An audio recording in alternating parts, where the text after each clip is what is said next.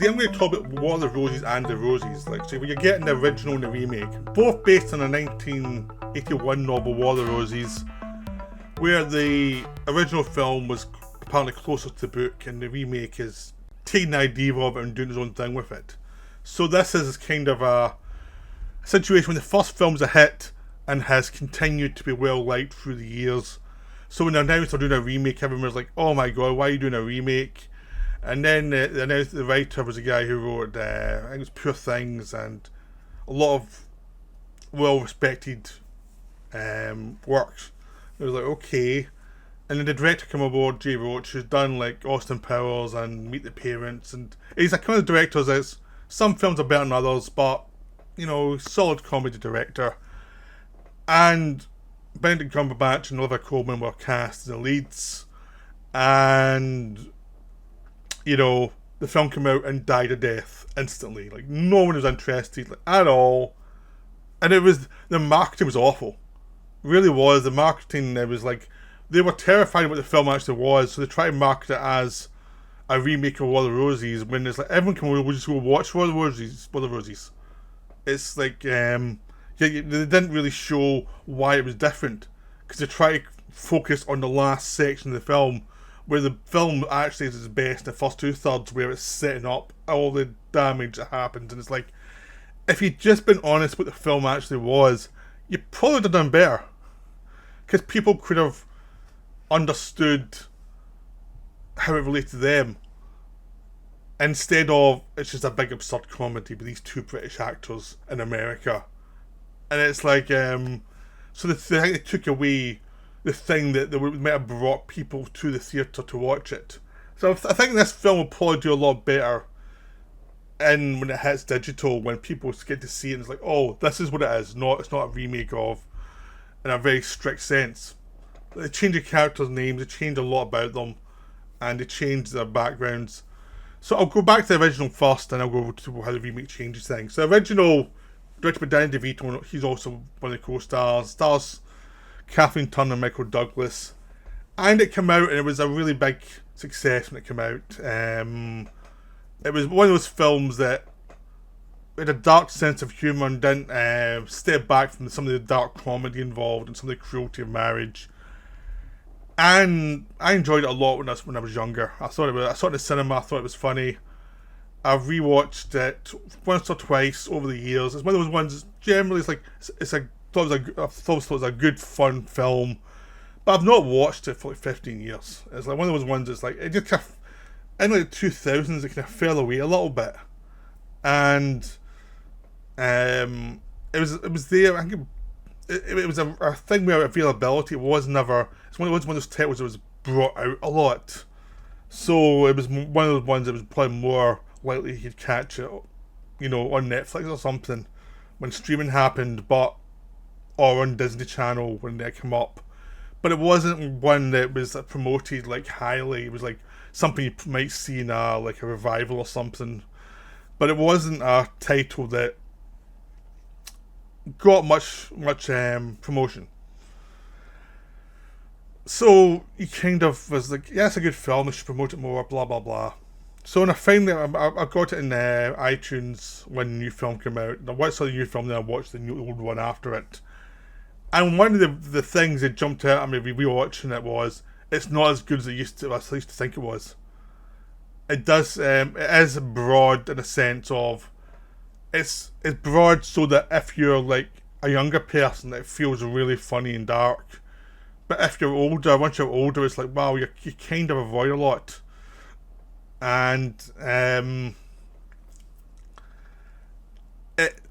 it becomes kind of just too broad and unsatisfying, at least for me, in lots of ways. Now, the good thing about the film is Kathleen Turner. She commits completely to playing this person who starts out as idealistic, and she's all about her family. She helps bring her family up. She's really gung-ho for the family. And a caring, nice person. But as she gets older, she starts to resent her marriage to Michael Douglas and becomes more brutal in dealing with him. And dealing with his absurdities, his vanities. And it just becomes a case of she can't stand this guy anymore. He started out being a little smug, but as he's become more successful, he's become more smug and just hard to deal with. In the way that some marriages fall apart because one of the partners starts to dislike the other person a little bit, and it's like, all the things I used to forgive you, I'm finding hard to forgive now. And the whole thing is, a certain point is like, they should just walk away from each other. Just like, okay, this no longer works. But they've invested in the house, they've invested in the family. The family's doing okay. They're fine. So the divorce comes round to the house, where Michael Douglas, she found the house. She arranged to buy it. She basically set it all up to be a perfect house for him and her. And she was a housewife, and she did a really good job of it. And then at a certain point, she started to create her own business, which started to succeed. And she didn't really need him anymore. And she was just getting annoyed by him, by just his smugness. And he's like, well, I was the one that paid for all this stuff. You're not just getting the house. And she's like, I'll take the house, you can have everything else. You have all the money, fine, I'll keep the house, you can have everything else. And he's like, no, I want the house. And this is where the film kind of starts to fall away. Because in a good drama, you can see both sides. And logically, you can see both sides. Like, he paid for it, she didn't. But Michael Douglas does not commit to his character. And that becomes a problem. Less so early on, when he's just playing the kind of smug part of the character and mixed with the normal side of him. But as he goes further on, he gets more smug and more insane. But it's an actor telling you, I'm not really like that during the performance.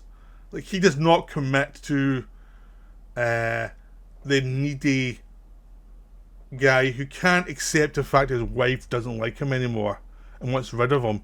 And he's using the idea of keeping on to the house to just get at her and just not get the divorce through. And he doesn't commit to it though. And he just sticks to the smug mode. And is just very uncomfortable with the neediness of the character. So the big thing that intellectually you're watching, knowing what's going on, doesn't come across because the performance doesn't come across. And it's a real problem. So you understand her point of view, but you don't understand his point of view so much because the actor's not committing. And because Kathleen Turner commits to the whole idea of she wants a house, and yeah, she's being selfish. She's not committing. She's not committing to like compromising and saying, okay, it's actually probably healthier we both get rid of the house and then we'll get our own place and we'll start again. It's probably healthier for everybody. Anyway. So, and you get that for her. You understand exactly where she's coming from. Like, she's insane in some ways, but logical in other ways. And you totally get her character. The Michael Douglas character you don't get because he's not committing to the pure insanity of his own character. And lots of things, as the film goes on, it gets more extreme. It's like, this feels unmotivated, even though I understand the motivation, because the performance isn't really delivering it. So the laughs become more hollow as you're watching it, and it becomes a case of, this is not that interesting, because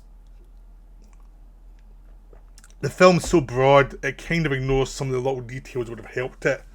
But that would have been fine if the performance, the Michael Douglas performance, were to deliver the neediness.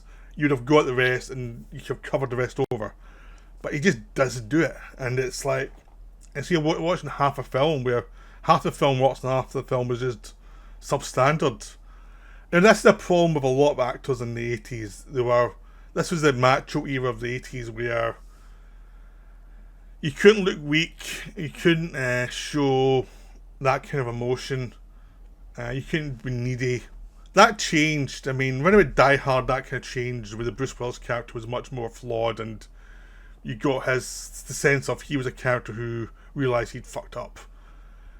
And Michael Douglas did play weaker characters in films as well, but he wasn't. But he only goes so far in his performances. That's the big thing with him, is he'll go so far playing a weak character, but he will not fully commit to being really weak. Which is one of the funny things about Basic Instinct, because he has that film as well, but the director's taking the piss out of him the whole way through the film with the plotting.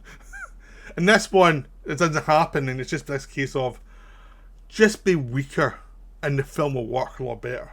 But he can't do it. So the film becomes frustrating. So that's all the roses. It could have been great, it wasn't. It has one great performance and one weak performance. The remake, the very loose remake, I actually like more. We'll see how that goes as time passes, but its big weakness also comes at the end, where it has to ape the original film at some point, because that's what they're selling the film on, and it's like, I don't think they got to that point of trying to kill each other. I don't think they naturally got to the point of that. So I think it was like one of those things where it was also quite short. That section was trying to kill each other, and it was like, yeah, it wasn't earned, and no one's, the whole ending's a compromise, because it just feels like it's like, we need to do this to get the money to make the film, but we don't particularly, this feels just not part of the same film we've been doing for the rest of it. So in this new version, Benedict Cumberbatch plays the successful partner who is an architect, and his wife is a chef. He comes over to America because he's sick of Britain and sick of the terrible, snobbish architects he's dealing with. And she wants out as well of Britain because she's dealing with terrible cooks. They hook up and they go to America. He's successful and he's bringing in money, and they've got a good life. At a certain point, she's as the children are starting to grow up and go to school, she's starting to feel unfulfilled. So he buys her, because he's still flush, he buys her a building using money he's made from like a bonus for this big project he's done. She buys her a building so she can create her little restaurant. Don't know how I thought the word restaurant, but I did. And it's very unsuccessful to start with. It's like very few people go. It's surviving based on the fact that she has a rich husband. Then a storm comes. The storm destroys the building he's just built, basically. And a lot of people blamed him for the building. He says he was told not to do a certain thing, and he said no, it will be fine, and it turned out to be a disaster. So he loses his job. At the same time, when people were hiding from that storm, including a very important food critic, they went to her restaurant, they tried the food, she got a great review from the critic, and suddenly her restaurant is taken off. Now this is where the film, in the more traditional Hollywood version, would be like, she dumps him and he's like, gets resentful. And that's what the trailer suggests. That's not what happened in the film, though. This is them still fairly young in their relationship. They've got kids, but yeah, he's whining about the fact that his career has collapsed, and suddenly he has to be the home husband for a while, where she does the stuff, and he's trying to. He knows he has to keep his head low for a couple of years because of he's had a disaster, or even some months, and she's like, okay, well, I'm doing well, so I can cover for us, and you just take care of the kids. And he's a fitness fanatic, and he turns the kids into kids who are actually very focused on their health. And also he becomes someone who they trust in a way they don't quite trust their mum. The mum is like someone they did trust because she was with him all the time, but at some point she goes to work and he's home, and they start to see he's actually okay. He swears a bit too much, but he's okay. He's actually quite nice. And as time goes on, he's getting more and more frustrated because when he's trying to get back to his job, to his like architect career, no one wants to hire him because of his disaster. And meanwhile, she's become more and more successful. But he's actually become very good, very good parent. He's like genuinely starts to enjoy it and starts to be invested in it. And as the years go by, it's noticeable to everybody that he's a really good parent, and she's not so good at it. And so that's a big difference in the film. But also because there's a more subtle version going on, they can actually point out the flaws in both of them. And both actors are up to the task of playing characters who are very flawed and who have blind spots. Like, Cumberbatch's character tends to get drunk and vent when he shouldn't. And he's normally logical, but he has moments of lack of self-control, and he's a bit too emotional, which drives her a bit insane, because it's like, you're a bit needy sometimes, which is sort of similar to the original film, but it's done much better in this one, in the sense of, it's a more normal human reaction, it's not all the time, but you can sense why it gets on her nerves. Meanwhile, she's becoming much more impressed by herself and by her career taking off and expanding the restaurant. And at some point she realises that the marriage is in trouble. They go to a counsellor and tell them the marriage is toxic. But then they insult the counsellor and bond over that. And she realises there is a point, like, he's like stagnated. So she says, okay, I've got a lot of money now, and I'll redo you the favour. Or, okay, I'll build us a house, and you can show that off to the world and say, this shows you I am a good architect again. And it works. He does it and he shows off the world, yeah, he is good at his job, he had one mistake. So things are getting better, even though below the surface they're not very happy with each other. But at a certain point, Cumberbatch saves a fish, big fish, and we help others from drowning. And he realises how joyful it is, and he's like, why am I having this bloody marriage that's so toxic? So he wants a divorce. And that's where it becomes like much more like the original.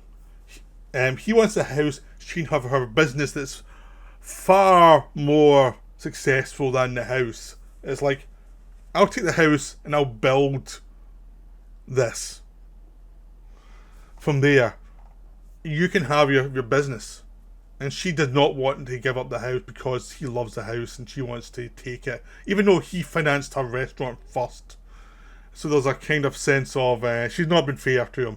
In the same way, in the original, he's basically become a Kathleen Turner part in some way.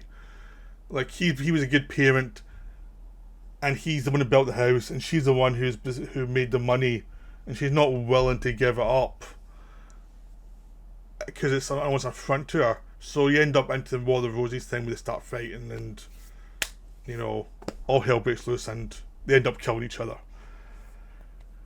That's what doesn't work so well in this film, even though there's some fun scenes as they're fighting each other. But when you get to the actual, like, pulling out guns and stuff, it's like, these people are too rational for this.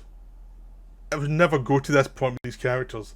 So it becomes this thing of, and then there's like a cop-out, there's an ending that's just vague. It's like, it feels like no one could think of a proper ending for these characters. It's like, we'll go back to the original book and film and have them kill each other, and it's like, that's not the ending this build deserves. The build had a lot more nuance, even though the characters were bitter and twisted in lots of ways.